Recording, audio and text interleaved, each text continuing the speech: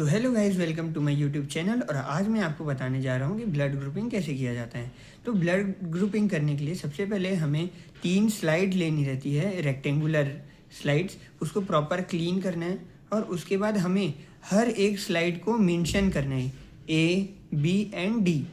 इसका सिग्निफिकेंस ये है कि जो ए है वो हमें ब्लड ग्रुप ए को डिनोट करता है, बी को डिनोट करता है, और जो डी रहेगा वो हमें पॉजिटिव और नेगेटिव बताएगा। और हमें ब्लड ग्रुपिंग कैसे होता है? ब्लड ग्रुपिंग के लिए हमारे पास 3 केमिकल सॉल्यूशन रहते हैं जिसका नाम होता है anti A, anti B and anti D सीरा।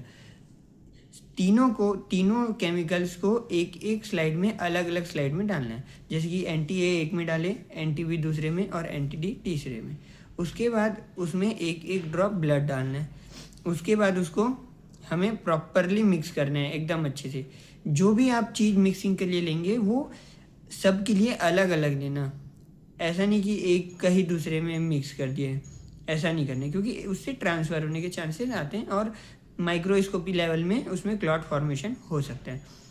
इसके बाद ये करने के बाद हमें देखना है कि उसमें क्लॉटिंग आया या नहीं आया। अगर जिसमें भी कोगुलेशन हमें दिख रहा है, मतलब कि वो उसका पॉजिटिव इफेक्ट शो कर रहे हैं। जैसे कि अगर एंटी ए में हमें पॉजिटिव दिख रहा है तो वो ब्लड ग्रुप ए है, बी में दिख रहा है तो बी है, और डी में अगर दिख रहा है तो वो पॉजिटिव और नेगेटिव हमें बताता है।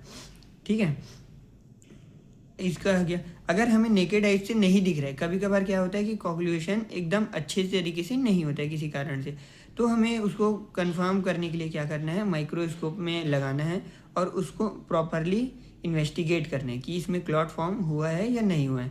तो ऐसे करने से हमें पता चल जाएगा कि वो कौन सा ब्लड ग्रुप है। और ये इसलिए ज़रूरी है ताकि हम कभी भी अगर किसी दूसरे को ब्लड दें या कभी इमरजेंसी में हमें ब्लड की रिक्वायरमेंट हो तो हम तुरंत ब्लड अरेंज करके ट्रांसफ़र कर सकें। सो इसीलिए हम ब्लड ग्रुपिंग करते हैं।